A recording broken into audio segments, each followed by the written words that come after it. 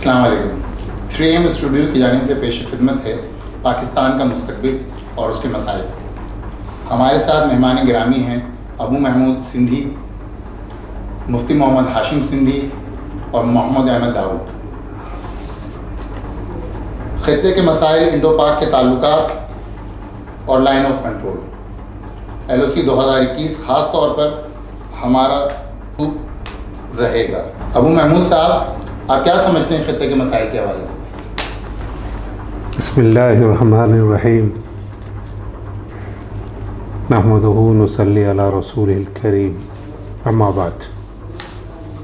ताइब भाई, जैसे कि आपने सवाल किया है, फ़िल वक्त जो हमारे हालात हैं इस ख़ित्ते के, ये आज के नहीं है, तकरीबन आज से कुछ 40 साल पहले से ये हालात इस रीजन और ख़ित्ते में शुरू हुए, जब दो बड़ी ताकतों ने इस ख़ित्ते को रौंदने की कोशिश की। सबसे पहले सोवियत यूनियन ने एंट्री मारी अफ़गानिस्तान में, और यहाँ के हालात जिस नहज पे वो ले जाना चाहते थे और उनके जो अज़ाइम थे कि पाकिस्तान के उन गर्म पानियों तक पहुँचा जाए और कारोबारी जो मामलात हैं उनको अपने कंट्रोल में लिया जाए। दुनिया के अंदर आपको भी पता है कि कारोबार जो है वो 65% जो है वो बहर से होता है और बाकी जो है वो और रास्तों से होता है। तो सोवियत यूनियन ने पूरी अपनी कोशिश की कि वो इस चीज़ को रोनते हुए यहाँ तक पहुँचे, लेकिन उस वक्त पाकिस्तान के समझदार लोगों ने एक फ़ैसला किया कि हमें उनको रोकना है, और हम उसको अफ़गान सरज़मीन पर रोकने में कामयाब हो गए।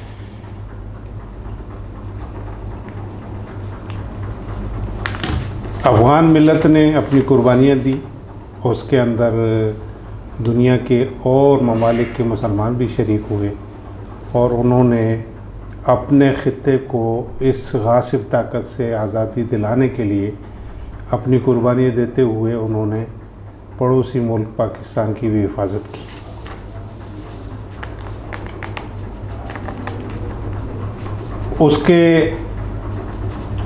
जब उसने एंट्री मारी अफ़गानिस्तान के अंदर, तो बहुत बड़ी ताकत के साथ वो आया, और उसने मुख्तलिफ़ चीज़ें जो कि अफ़गानिस्तान में की, उसके अंदर बाकायदा ये चीज़ें मौजूद होती थी कि ये जो सामान है ये फ़लाँ मुल्क के लिए है, ये सामान जो है ये फ़लाँ मुल्क के लिए है। वो बाकायदा वहाँ सामान हथियारों की शक्ल में डंप किया गया, लेकिन वो उनको इस्तेमाल का मौका ना मिल सका, और उनके पैर उखड़ गए, और उनको सिर्फ़ अफ़गानिस्तान ही नहीं, पाकिस्तान ही नहीं, बल्कि सोवियत यूनियन की जो तारीख़ी हैसियत थी उसको भी घुमाना पड़ा, और वो एक सुकड़ करके इस वक्त रूस की शक्ल के अंदर एक रियासत बाकी रह गई, और बाकी ख़ित्ता जो है जद्दोजहद मुसलमानों की, जिहादी जद्दोजहद और पाकिस्तान की शमूलियत से उस ख़ित्ते उनको धकेल करके उस जगह पर पहुंचा दिया गया जिसके वो हकदार थे। उसके बाद एक और बड़ी ताकत, जिसे दुनिया वाहिद सुपर पावर कहती थी, कि जी रशिया के सोवियत यूनियन के ख़त्म होने के बाद अमेरिका वाहिद सुपर ताकत रह गई है, उसने इस ख़ित्ते में एंट्री मारी 2001 के बाद। 9/11 का वाक़या जिस तरीके से करवाया गया और उसके शक्ल में, बहाने में वो इस रीजन में, इस ख़ित्ते में दाखिल हुए, और वो उन्होंने रशिया भी एक जो है इज्तमाइयत का नाम था, कई रियासतें उसके साथ शरीक थी। इसी तरीके से जब अमेरिका ने एंट्री मारी तो वो भी तकरीबन जो है ना 48 ममालिक को साथ लेकर के, और उसने इस रीजन में और इस ख़ित्ते में एंट्री मारी। लेकिन आज से 2 साल पहले उसको भी यहाँ से पसपा होना पड़ा, और ज़िल्लत और रुसवाई के साथ इस ख़ित्ते को छोड़ना पड़ा। अच्छा, सर कबीला ये बताइए, पाकिस्तान के जो हालात इस वक्त चल रहे हैं, एक कशीदा सूरत हाल सामने आ रही है, सियासी कशीदगी एक तरफ चल रही है, एक तरफ डॉलर की ऊंची उड़ान चल रही है, माशी मुस्तकबिल आप किस तरह देख रहे हैं? पाकिस्तान को आगे मुस्तकबिल में क्या मज़ीद मसाइल का सामना करना पड़ेगा क्या, या मज़ीद हमें सहूलियात मिलना शुरू हो जाएगी? इस हवाले से आप क्या अपनी राय रखते हैं कि लोगों को सहूलियात मिलेगी, या लोग जिस तरह आज अपना कारोबार को बंद करके दूसरे ममालिक की तरफ रुख कर रहे हैं, क्या ऐसा ही रहेगा सिलसिला? मैं इसमें थोड़ा सा हमें पीछे जाना पड़ेगा कि मैंने जो तमहीद बांधी और चंद बातें आपके सामने रखी, उसमें आपने देखा होगा कि अगर आप थोड़ा सा मुस्तकबिल में जाएं तो आपको ये पता चलेगा कि जो पाकिस्तान दुश्मन ताकतें थी, उन्होंने एक फ़ैसला किया और दुनिया में एक नक्शा जारी किया गया कि 2015 में पाकिस्तान दुनिया के नक्शे में मौजूद नहीं है। ऐसा ही बिल्कुल। लेकिन आज 2023 हो गया, हम दुनिया के नक्शे में मौजूद। बिल्कुल। उसके बाद आज आपने देखा होगा कि एक नया नक्शा दुनिया में चल रहा है कि 2031 में हम फिर दुनिया के नक्शे में मौजूद हैं। असल जो इस वक्त जो पाकिस्तान की जो सिचुएशन है, उसको थोड़ा सा बारीक बीनी से समझने की ज़रूरत है। वो ये है कि 2001 नहीं, उससे पहले से अभी तक हम दुनिया से एक सोशल बाइकाट में चल रहे हैं। पूरी दुनिया ने फैसला किया है कि इस रियासत को ख़त्म करना। समझ गए ना कि इस रियासत दुनिया में वाहिद मुसलमानों की रियासत है, मुसलमानों की रियासत, इस्लामी रियासत नहीं, मुसलमानों की रियासत है जो हर मुसलमान के गम में शरीक है। बिल्कुल ऐसा ही है। बिल्कुल। बर्मा का मुसलमान मुल्क में हो, चाहे वो बर्मा का मुसलमान यहाँ आकर के आराम से रहता है। बिल्कुल ऐसा ही। अफ़गानिस्तान का मुसलमान यहाँ आकर के आराम से रहता है। कश्मीर का मुसलमान यहाँ आकर के आराम से रहता है। दुनिया में कहीं भी मुसलमानों को कोई तकलीफ़ होती है तो अगर कोई वज़नी आवाज़ उठती है तो वो पाकिस्तान है। बिल्कुल, एक ऐसा मुल्क जो हर मुसलमान के लिए आवाज़ बुलंद करता है। तो ये सिंधी साहब, आप ये भी बताएं, लाइन ऑफ जो LOC के मसले चल रहे हैं 2021 से, जो इंडिया बिल्कुल उस पर डटा हुआ है, तो आप क्या समझते हैं उस बारे में? देखिए, इसमें चंद चीज़ें ऐसी होती हैं कि देखिए क्या कि पाकिस्तान जो है वो दुनिया के मुकाबले में बहुत छोटा सा मुल्क है। अगर दुनिया का आप नक्शा उठाएं तो हमारी हैसियत जो है ना एक छोटे से निशान की बनती है। लेकिन उसके बावजूद हमने कश्मीर की तहरीक 90 की दहाई में शुरू की, आज़ादी की। उससे पहले भी हमारी जो है ये तहरीक चलती रही और कश्मीरियों ने बड़ा खून दिया इसके अंदर। और ये मेरे ख़्याल के अंदर जो एक पॉलिसी बनाई गई या इसको रंग दिया गया कि कश्मीरी एक बुज़दिल कौम है, समझ गए ना। जैसे आपने एक मिसाल सुनी होगी कि तफसी ठुस करसी, जो एक मशहूर है कश्मीरियों के बारे, ये सिर्फ़ कश्मीरी मुजाहिद कौम की तज़लील करने के लिए उन्होंने मीडिया के ज़रिए से इस बात को आम किया गया। ना तो कश्मीरी कौम मुजाहिद कौम है, कश्मीरी कौम ने कुर्बानियाँ दी। आज उस कश्मीरी कौम को 75 साल से ज़्यादा का अरसा हुआ कुर्बानियाँ देते हुए, और एक नौजवान जब गिरता है तो उसको पाकिस्तान के परचम में लपेट करके हज़ारों लोग जो है ना उसको जनाज़ेगाह तक लेके जाते हैं, समझ गए।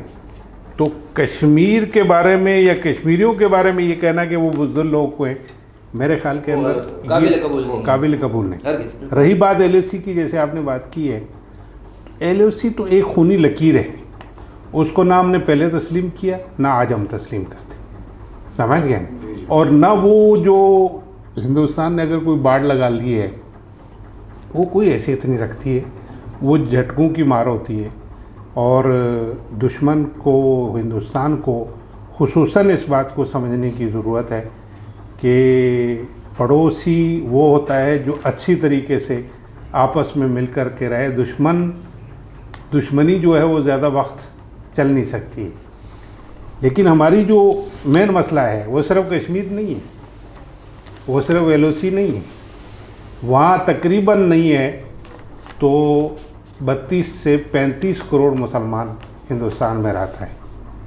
वो हम पाकिस्तान बहैसियत पाकिस्तान की ममलिकत के हमारी ज़िम्मेदारी है कि उनका ख्याल रखना, उनके दर्द में उनके गम में शरीक होना, ये हमारी ज़िम्मेदारी बनती है। अगर वहाँ का मुसलमान किसी तकलीफ़ में मुब्तला होता है तो हम पाकिस्तानी राहत में नहीं रह सकते हैं।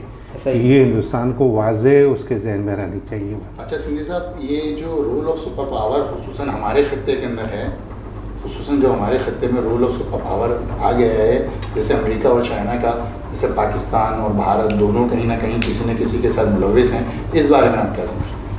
मैं ये समझता हूँ कि देखिए, चाइना जो है ना उसकी एक अपनी पॉलिसी है, और वो चाइना आज तक जो है ना उसने कभी फ़ौजी अज़ाइम नहीं रखे। वो हमेशा कोशिश करता है इक़्तिसादियात के ज़रिए से वो अपनी मुल्क की जो ज़रूरियात हैं, माशी बहरान उसके मुल्क में ना हो। एक बहुत बड़ी आबादी है, वो उसको संभालनी भी है और उसने मेहनत भी की है।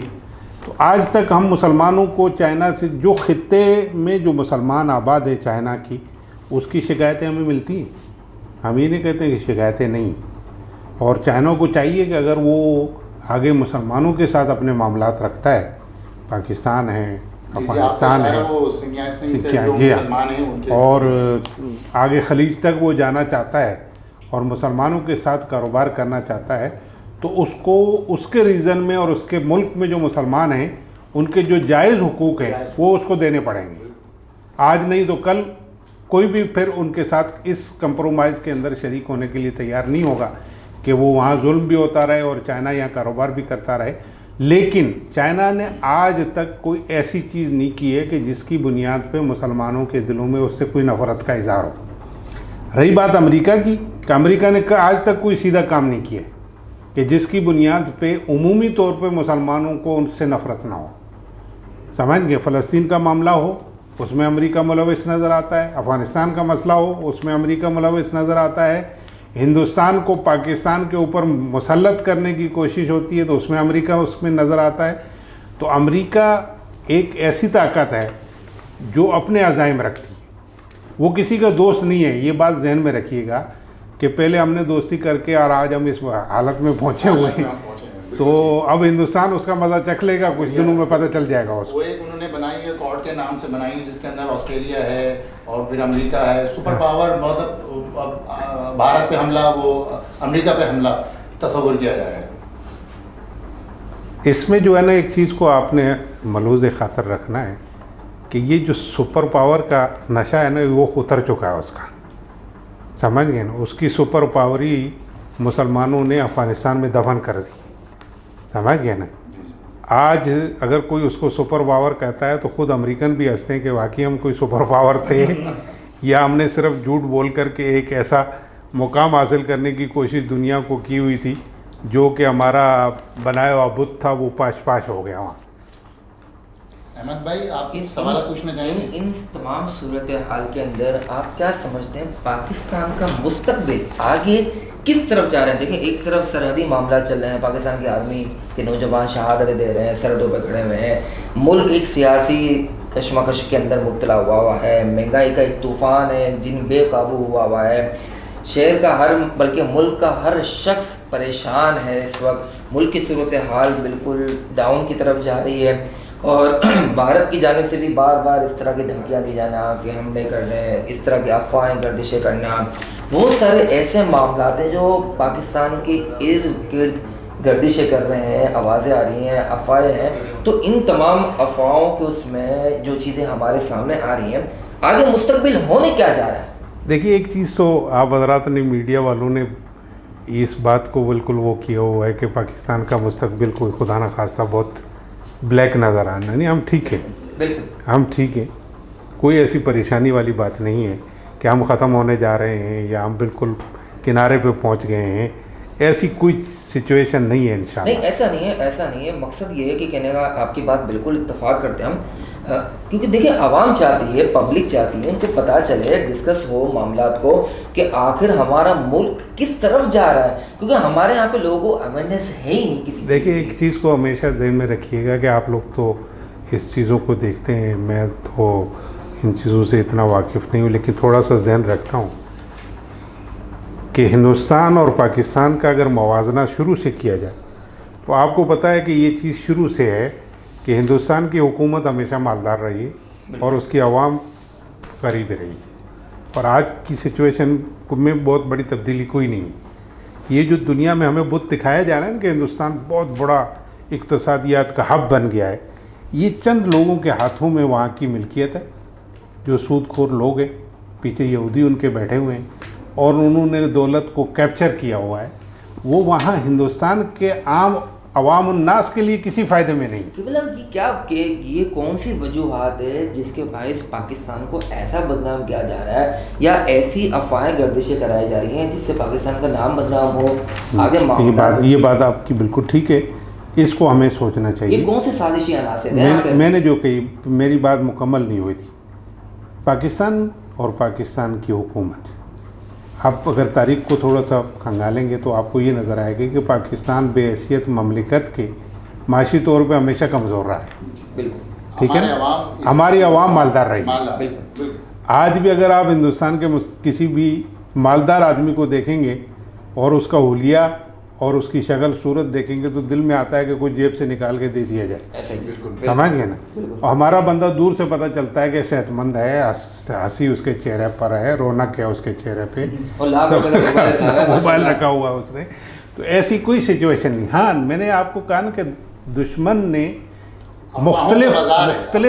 मुख्तलिफ जावियों से हमारे खिलाफ वो सरगर्म अमल है। अच्छा सिंधी साहब, ये बात तो आपकी बिल्कुल इस वजह से भी ठीक है कि प्रोपेगेंडा उनका हर दफ़ा पकड़ा जाता है और बारहा पकड़ा गया है, और जो लंदन से अलग अलग जगहों से उनके जो प्रोपेगेंडा मीडिया सेल काम कर रहे थे वो बारहा पाकिस्तानी अवाम के भी सामने आ चुके हैं। अहमद साहब, आप क्या समझते हैं इस बारे में, इलाकाई मसाइल और पड़ोसी के मुताबिक पाकिस्तान के?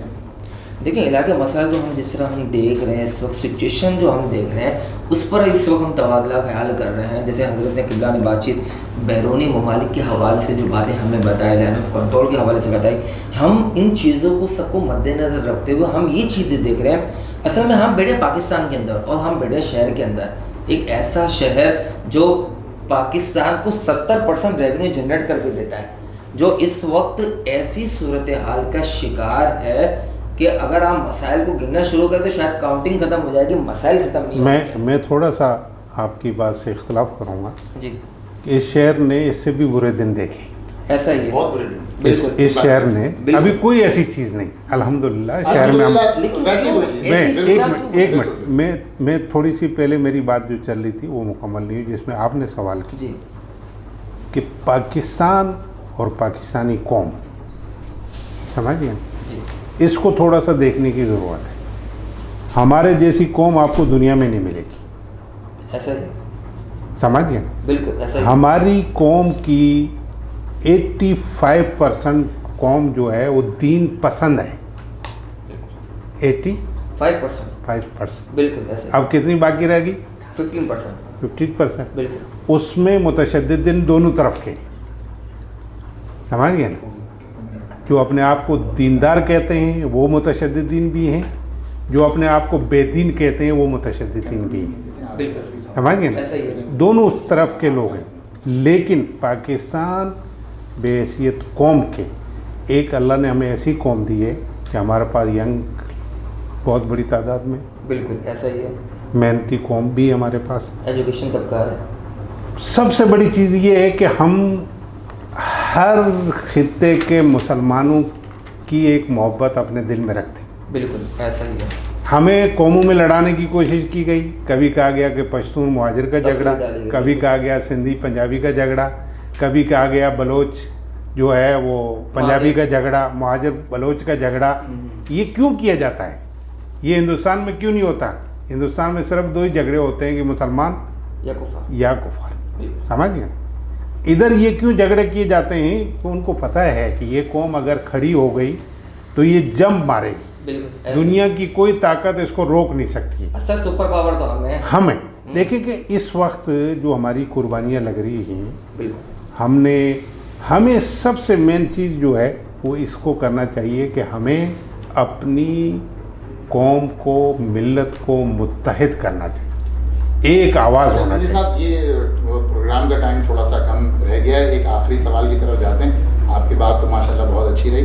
अब ये आपने बेशुमार चीज़ें भी बताई माशाल्लाह, और सारी चीज़ें माशाल्लाह बड़ी पॉजिटिव भी थी। ये भी बताएं कि इसका हल क्या है। इसका एक ही हल है कि जो 70 सालों में हमने गलतियाँ की, समझ गए, इसका हल ये नहीं है जो लोग बताते हैं कि जी फलां करप्ट है उसको पकड़ लो, जेल में डाल दो, फलां चोर है उसको पकड़ लो, उससे पैसे फलां जगह पर पड़े वसूल हो जाएंगे, जो पैसे चोरी हुआ वो कोई नहीं देता वापस।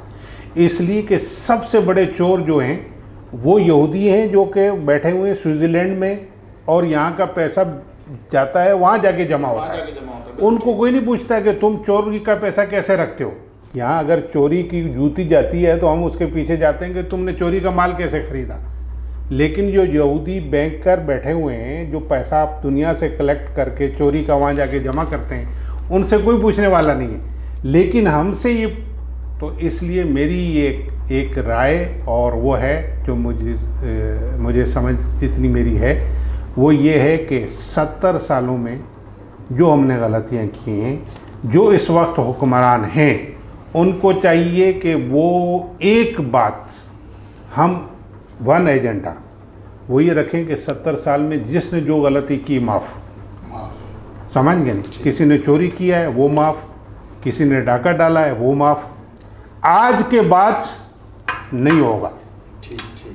एक एजेंडा के आज की तारीख के बाद चोरी नहीं होगी, गलत काम नहीं होगा, गैर कानूनी काम नहीं होगा। आप ये कहना चाहते हैं कि माजी की गलतियों को, जो गलतियां हो गई उसे छोड़ के हमें अब नई जिंदगी की तरफ, तरफ, नई नस्ल के लिए नई चीज जो की तरफ कुर्बानी देनी है, जिस तरह देनी है वो देनी है। अभी हमने एक फैसला करना है बेहैसियत कौम के हमने फैसला करना है, और वो फैसला ये है कि आज के बाद गलती की गुंजाइश नहीं। समझ गए। हाँ, अगली बात है, मैं जो साहिब इक़्तिदार लोग हैं उनको ये कहूँगा कि चाहिए जब आप ये एक फ़ैसला कर लें, देखें कौम को इत्मीनान दिलाना बहुत ज़रूरी है। इस वक्त कौम बेइत्मीनानी में मुब्तला है, समझ गए। आप कौम को इत्मीनान दिलाएं कि हम इस मुल्क को कहीं नहीं जाने देते, हम इस मुल्क की इक़्तिसादियत को खड़ा करेंगे, आने वाले नस्लों के लिए हम इसको रोशन ख्याल बनाएंगे। आखिरी ख्वाहिश पर हम आपसे अपनी ख्वाहिश का अदा करना चाहते हैं। पाकिस्तानी नौजवानों को आप क्या अवेयरनेस का एक पैगाम देना चाहते हैं कि जिससे हमारी कौम समझ जाए कि अब हमने अपने मुल्क के लिए, अपने मुसलमानों के लिए क्या करना है। मेरी एक ही बात है, और वो बात ये है कि वो किसी नस्ल, किसी कौम, किसी मज़हब से ताल्लुक़ रखता, लेकिन अगर वो पाकिस्तानी है तो हमें ये फ़ैसला करना है कि हमने इस मुल्क का मजाक नहीं बनाना है, इस मुल्क को रोशन करना, और पूरी दुनिया में मुसलमानों के लिए भी और काफिरों के लिए भी एक ऐसा जो है वो बनाना है ताकि लोग उससे रोशनी हासिल कर सकें। चलें, आपकी चीज़ हमारी तरफ आ गई, और बड़ा शुक्रिया आप लोगों का, तमाम मेहमानों का बहुत शुक्रिया। प्रोग्राम के हवाले से पैगाम भी मिल गया नौजवानों को और पाकिस्तान को कि हमने आगे जाकर क्या करना है। लाइन ऑफ कंट्रोल हो, खित्ते के मसले हों, इलाकाई मसाइल हों, पाकिस्तान का मुस्तकबिल और पाकिस्तान का माजी, जिसमें हमने बहुत देर हासिल गुफ्तगू की, जिसमें हमारे साथ अबू महमूद सिंधी, मुफ्ती मोहम्मद हाशिम, मोहम्मद अहमद दाऊद। मैं तमाम मेहमानों का बहुत शुक्रिया अदा करता हूँ कि उन्होंने प्रोग्राम में शिरकत की। अल्लाह हाफ़िज़।